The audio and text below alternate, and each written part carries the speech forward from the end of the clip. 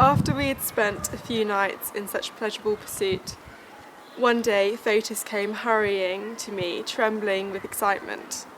Her mistress, she said, was having no success in her love affair by other means, and so she intended on the following night to invest herself with a bird's plumage, and to join her beloved by taking wing. I should accordingly be ready to observe with due circumspection this astonishing feat. So just as darkness fell, Fotis led me silently on tiptoe to that upper chamber, and instructed me to witness what was that happening there through a chink in the door. Pamphile first divested herself of all her clothing. She then opened a small casket and took from it several small boxes. She removed the lid from one of these and extracted ointment from it. This she rubbed for some time between her hands and then smeared it all over herself from the tips of her toes to the crown of her head. She next held a long and private conversation with the lamb and proceeded to flap her arms and legs with a trembling motion. As she gently moved them up and down, soft feathers began to sprout on them, and sturdy wings began to grow. Her nose became curved and hard, and her nails became talons. In this way Pamphile became an owl. She uttered a plaintive squawk as she tried out her new identity, by gradually forsaking the ground. Soon she rose aloft, and with the full power of her wings, quitted the house. This was how Pamphile deliberately changed her shape by employing the techniques of magic. I too was spellbound, but not through any incantations. I was rooted to the ground with astonishment at this event, and I seemed to have become something other than Lucius. In this state of ecstasy and riveted mindlessness, I was acting out a waking dream, and, accordingly, I rubbed my eyes repeatedly in an effort to discover whether I was awake. Finally, I returned to awareness of my surroundings, and seizing Fotis' hand, I placed it on my eyes. While the chance allows, I begged her, do please allow me one great and unprecedented boon bestowed by your affection. Get me, my honey sweet, a little ointment from that same box. By those dear breasts of yours, I beg you. Bind me as your slave forever by a favour which I can never repay, and in this way ensure that I shall become a winged Cupid, drawing close to my Venus. Is that what you're after, my foxy lover? She asked. Are you trying to force me to apply an axe to my own limbs? When you are in that vulnerable state, I can scarcely keep you safe from those two-legged Thessalian wolves. And where shall I seek you? When shall I see you, once you become a bird? The gods preserve me from perpetrating such an outrage, I replied. Even if I were to fly through the entire heavens on the soaring wings of an eagle, as the appointed messenger or happy squire of highest Jove, would I not sweep down from time to time from the enjoyment of such distinction on the wing to this fond nest of mine?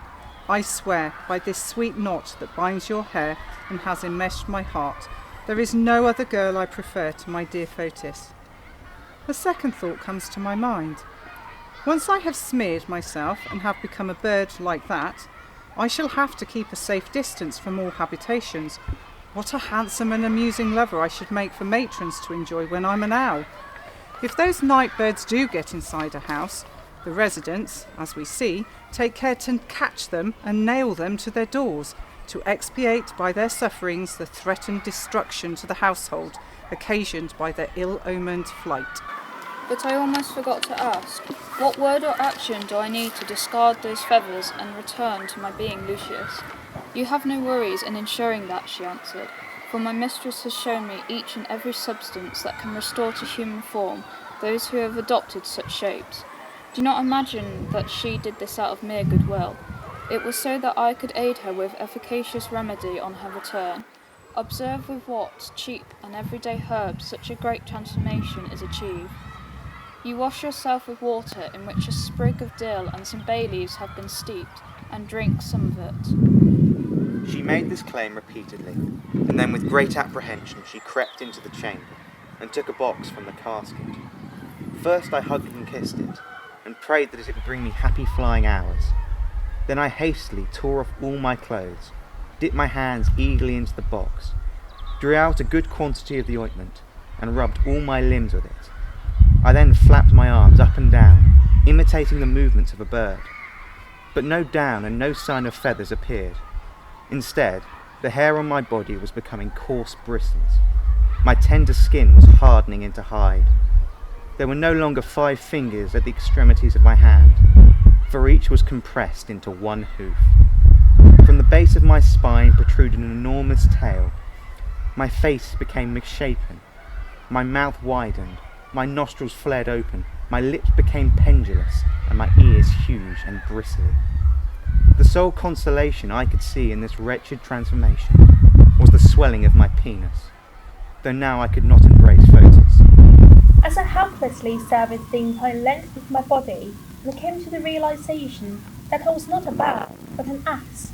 I tried to complain at what Photis had done to me, but I was now deprived of the human faculties of gesture and speech. All I could do by way of silent reproach was to droop my lower lip, and with tearful eyes give her a sidelong look. As soon as she saw what I had become, she beat her brow with remorseful hands and cried, "That's the end of poor me. In my panic and haste, I made a mistake. Those look-alike boxes deceived me. But the saving grace is that the remedy for this transformation is quite easy and available. Just choose some roses, and you will stop being an ass, and at once become my Lucius again.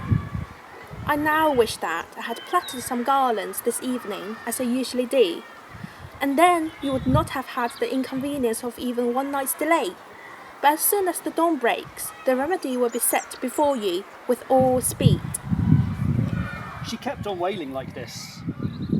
Though I was now a perfect ass, a Lucius turned beast, I still preserved my human faculties, and I gave long and serious thought to whether I should end the life of that most nefarious and abominable woman, by kicking her repeatedly with my hooves and by tearing her apart with my teeth. But second thoughts deterred me from that rash course, for I feared that if Photis suffered the punishment of death, I should lose all my prospects of saving help. So angrily shaking my drooping head from side to side, I swallowed the indignity for the time being and submitted to this most bitter of misfortunes. I retired to the stable to join the horse which had served as my trusty mount. I found another ass stabled there, which belonged to Milo, my former host. I imagined that if dumb animals shared a silent comradeship bestowed by nature, that horse of mine would register some acknowledgement and pity for me, and would offer me hospitality and a decent lodging. But Jupiter, god of hospitality, and fate, who has withdrawn her divinity from men, can testify how differently things turned out. That reputable mount of mine and the ass put their heads together and at once plotted my destruction. I can only assume that their concern was for their provender. Scarcely had they spotted me approaching the stall when they laid back their ears and with flying hooves launched a frenzied attack on me. I was forced back as far as possible from the barley which earlier in the evening I had set down with my own hands in front of that most grateful serving animal of mine. Such treatment forced me to seek my own company, and I retired to a corner of the stable. There I reflected on the arrogance of my fellow beast, and I planned revenge on my disloyal horse next day, when with the aid of roses I would return to being Lucius. These thoughts were interrupted by my catching sight of a statue of the goddess Epona seated in a small shrine centrally placed, where a pillar supported the roof beams in the middle of the stable.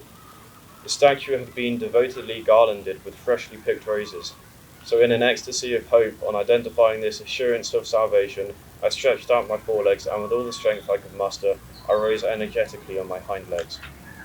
I craned my neck forward and pushed out my lips to their full extent, making every possible effort to reach the garland. My attempt was frustrated by what seemed to be the worst of my luck. My own dear servant, who always had the task of looking after my horse, suddenly saw what was going on, and jumped up in a rage. "For how long," he cried, "are you to endure this clapped-out beast? A minute ago his target was the animal's rations, and now he is attacking even the statues of deities. See if I don't maim and lame this sacrilegious brute." At once he looked around for a weapon, and chanced upon a bundle of wood which happened to be lying there. In it he spotted a cudgel with its leaves still attached, which was bigger than the rest. He did not lay off beating my wretched body until there was a loud explosion. The doors were staved in with an almighty din, and there were fearful shouts from close at hand of robbers. At this my slave took to his heels in panic. At that very moment the doors were violently forced open, and a band of robbers burst into the whole house.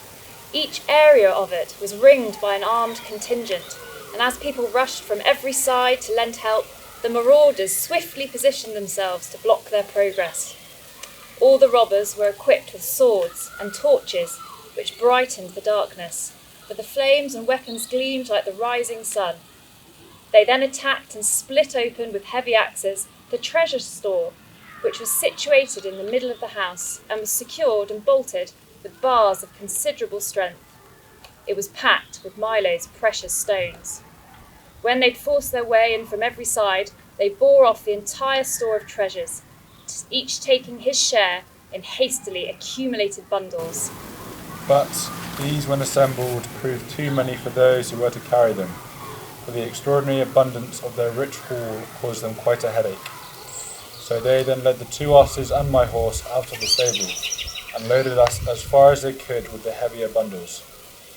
They then drove us off from the plundered house with threats from their cudgels, leaving behind one of their comrades to report on the inquiry into the outrage. With repeated beatings, they drove us pell-mell over the trackless expanse of mountain.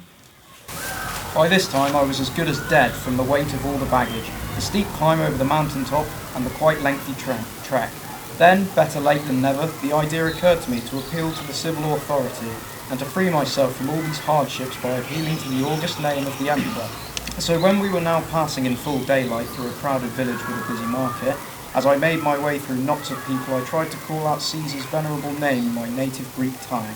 I repeatedly declaimed the ode eloquently and loudly enough, but nothing further. The rest of the appeal, the name of Caesar, I could not articulate.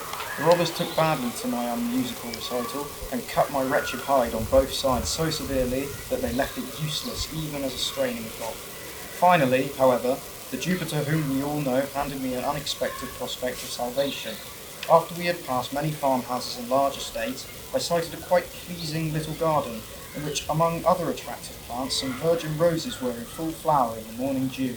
I drew nearer, with my eyes glued on them. Hope of deliverance made me eager and cheerful. My lips were already working up and down as I made for them, but then a much more salutary plan occurred to me.